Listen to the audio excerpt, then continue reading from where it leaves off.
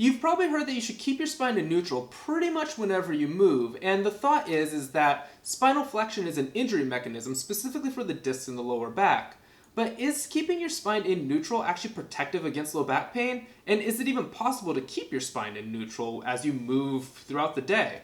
In this video, we'll go over both of those topics, and just as a heads up, this tends to be a pretty polarizing subject matter. It's like putting pineapple on pizza. There tends to be people in both camps and they don't really seem to agree on much. So in this video we'll go over the research though and see what that says. Let's start off by talking about some of the spinal biomechanics and whether it's even possible to stay in neutral. And one of the more popular studies was a 2012 study by Stu McGill, and in this study they looked at the kettlebell swing, which, if you're not familiar with the kettlebell swing, it's a loaded hip hinge, where the idea is that we're moving only through the hips and we're keeping the spine in neutral. And what they found when they looked at the lumbar spine was that the spine flexed 26 degrees at the bottom of the kettlebell swing, and then at the top it was about 6 degrees extended. So we can see that even when trying to move only through the hips, that we actually get quite a bit of spinal flexion. And interestingly in this study, they also looked at shear forces on the lumbar spine, and what they found was that traditional exercises like the squat or the deadlift cause anterior shear, which are forces going this way. But with the kettlebell swing, they actually found that the shear force was in a posterior direction, so this way, which might explain why sometimes people will have pain with either a squat or a deadlift, which will actually be relieved with a kettlebell swing, and that might have to do with the shear forces. And then we move on to this 2021 study, which looked at strength in a fully flexed position, a neutral position, and then an extended position. And the lift style was a deadlift in this study. And what they found was that when participants were told to fully flex their spine, they were flexed to about 56 degrees. But then when they were told to fully extend their spine, they were actually still in flexion to about 23 degrees. So even when told to fully extend their spine during the deadlift, they were actually still in flexion. And then finally we look at this 2010 study, which looked at spinal biomechanics with squats. And what they found was similar to what we see in the other studies, was that during the squat, the participants flexed their spine about 30 degrees. So we can kind of see a little bit of a trend here. Additionally, the study had two interesting points. One was that men tend to have more spinal flexion during the squat than women. So this might have some implications when we're actually looking and evaluating squat patterns, because there might be a little bit of a gender difference.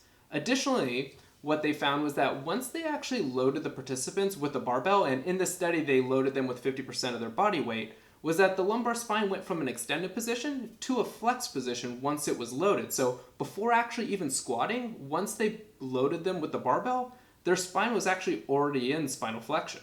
So as we can see from these studies that evaluated the deadlift, the squat, and a kettlebell swing, whenever there's hip flexion, there tends to be spinal flexion. They seem to be coupled movements. And no matter how hard you try, you're going to actually probably be in some lumbar flexion. But now the moment you've all been waiting for. Is spinal flexion safe? And this is where things tend to get a little intense when we start discussing lumbar spine flexion and safety. But a 2020 systematic review looked at spinal flexion and lifting. And what they found was there was low quality evidence that there was no longitudinal relationship between greater spinal flexion and either the persistence or onset of low back pain. Additionally, they found that when looking at recent biomechanical studies, that there was no increase in disc pressure, compression, or shear forces when lifting with a more flexed spine. And these results are similar to a 1999 review study, which when looking at a squat versus a stoop style lift, they found that there was no biomechanical evidence that a squat lift was better than a stoop lift, which is a lift with a more flexed spine. Now, that 2020 systematic review said that these findings might not apply to heavier loading strategies because all of the studies included only loaded to about 24 pounds. But when combined with some of those other research studies, we know that whenever there's hip flexion, there's probably going to be spinal flexion as well. They're just normal coupled biomechanics. Additionally, when we look at where the spinal flexion is happening, we tend not to see a difference in the squat versus the stoop style lift when looking at the lower lumbar region. They're flexing to about the same amount. The additional spinal flexion that we're seeing is in the upper lumbar region or in the thoracic region. And since we know that majority of disc injuries are in that lower lumbar region, the movement might not actually matter when looking at these lifting styles. So to summarize and kind of put all this together, whenever there's hip flexion, there's going to be associated spinal flexion that occurs at the same time.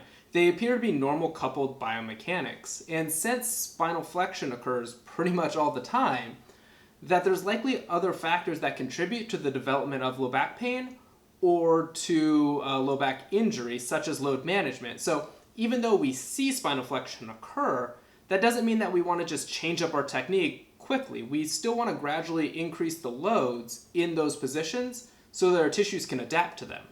Thank you for watching this video on spinal flexion and low back pain. I hope that you found this information useful. If you did and you made it this far, give this video a big thumbs up. If you want to support the channel, hit the subscribe button as well to see more of my content. And if you want to be notified of future videos, hit the bell icon as well. I'll see you guys in the next video.